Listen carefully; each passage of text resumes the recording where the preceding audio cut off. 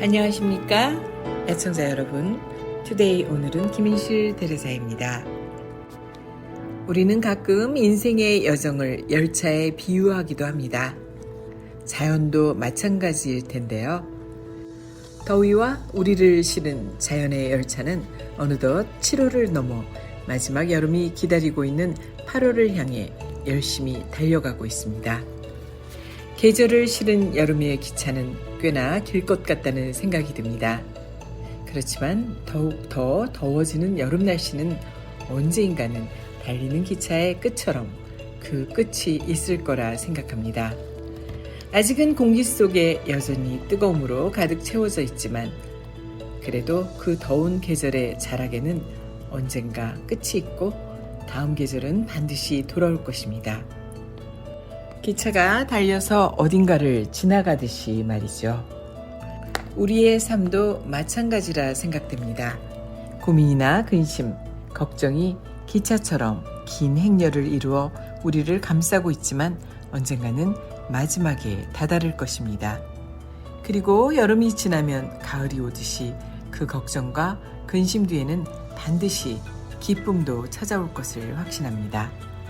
여러분의 행복한 여름 하루를 마무리하고 또 즐거운 새날을 시작하는 이곳은 김인실 대레사의 투데이 오늘은입니다. 오늘 함께 하실 글은요, 하버드대학교 행복학 명강의에서 준비했습니다. 환경운동가이자 해양식물학자인 레이첼 카수는 나눔에 대해 이렇게 말했습니다. 좋은 커피도 친구와 마셔야 향기롭고 좋은 기회도 친구와 나눠야 기쁘다. 마찬가지로 우리는 우리의 지구를 다른 생명들과 함께 공유할 수 있어야 한다. 인생에는 나눔이 필요합니다. 기쁨이든 슬픔이든 다른 사람과 나눠야 합니다. 흔히 하는 말로 기쁨은 나누면 2배가 되고 슬픔은 나누면 반이 된다고 하지 않습니까? 나눔이 없는 인생은 기쁠 때든 슬플 때든 똑같이 홀로 벌을 받는 것과 같습니다.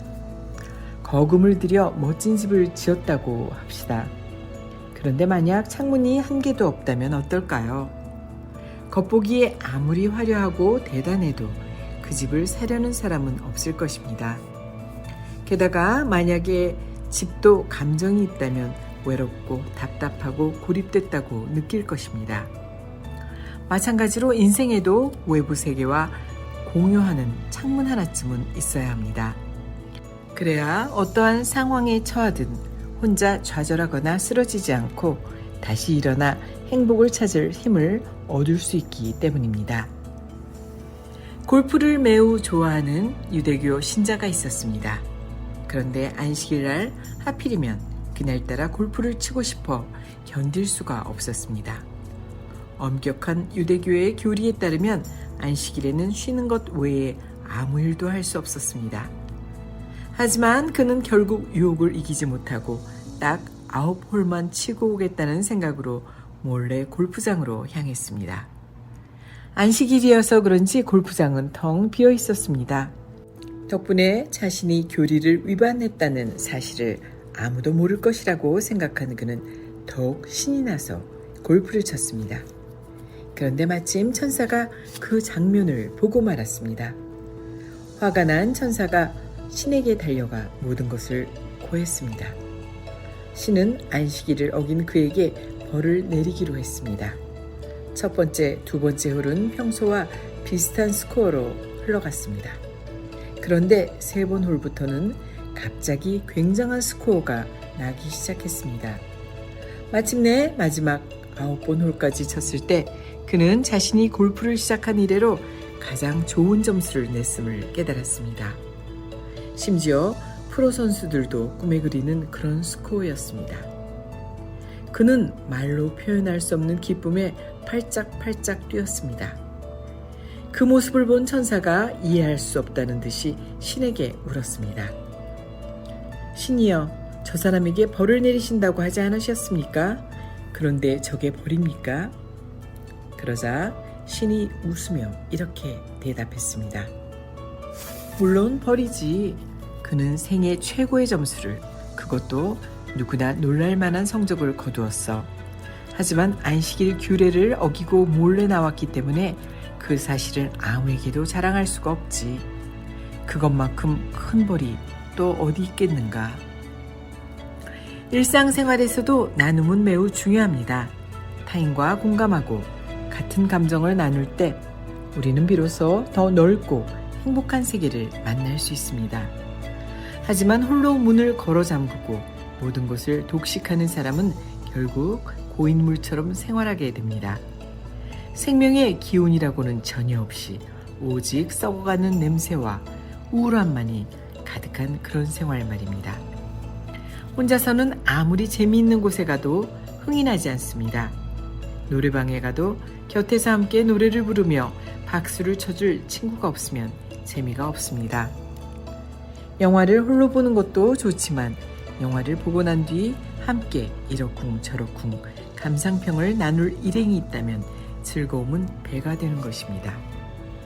우리는 가끔 혼자 있기를 바랍니다. 하지만 늘 혼자이기를 바라지는 않습니다. 사람은 어쨌든 사회적 존재이고 누군가와 더불어 살아야 하기 때문입니다. 벨 여사는 매우 부유했습니다. 그녀는 매우 크고 아름다운 정원을 가지고 있었는데 많은 사람이 이 정원을 찾아와 휴식을 취했습니다. 젊은이들은 푸른 풀밭에 앉아 햇볕을 쬐었고 아이들은 꽃밭에서 나비를 쫓았으며 노인들은 정원의 작은 연못가에 앉아 낚싯대를 들이웠습니다. 심지어 텐트까지 챙겨와서 여름밤의 정취를 즐기는 사람도 있었습니다. 하지만 벨 여사는 사람들이 자신의 정원에서 노닥이는 것이 영 마음에 들지 않았습니다. 그녀는 이런저런 방법을 궁리한 끝에 마침내 좋은 수를 떠올렸습니다. 그리고 그의 직원을 시켜 다음과 같이 적힌 팻말을 정원 앞에 내걸도록 했습니다. 정원에 오신 여러분을 환영합니다. 여러분의 안전을 위해 한 가지 알려드립니다. 얼마 전부터 꽃 덤불 근처에서 종종 독사가 발견되고 있습니다. 만약 물리게 될 경우 30분 안에 응급처치를 하지 않으면 목숨을 잃을 수도 있는 아주 위험한 독사입니다.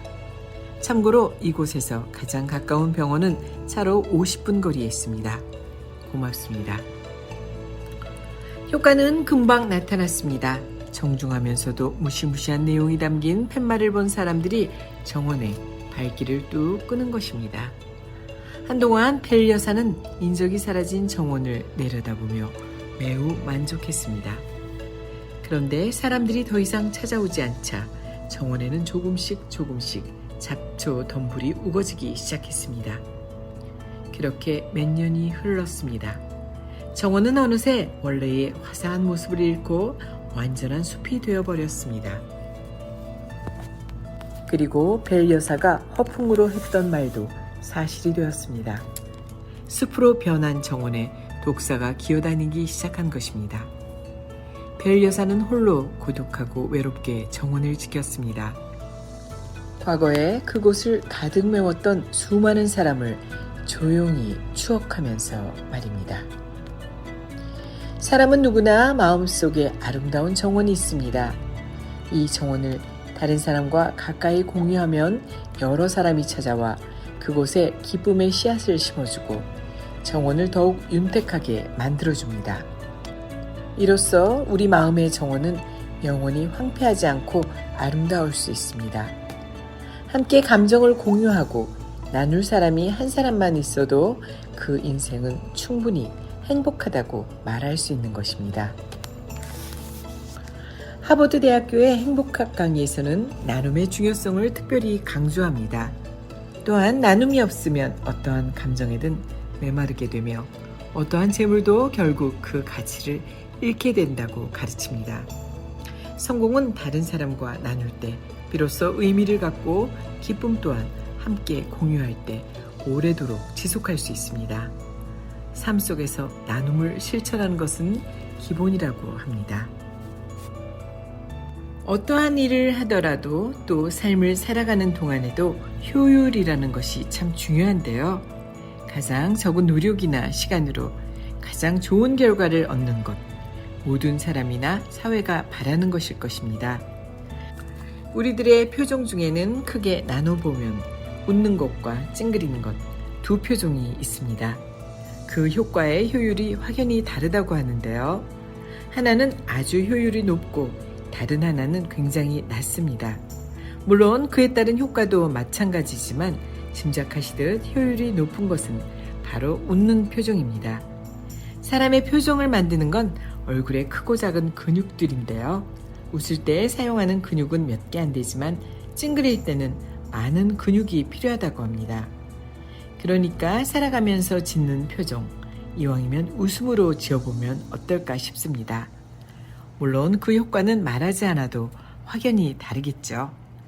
그래서 오늘은 그리고 다가오는 한 여름의 시간 동안 좀 더 활짝 웃으면서 시작하면 좋겠습니다. 김인실 대리사의 투데이 오늘은 여기까지입니다.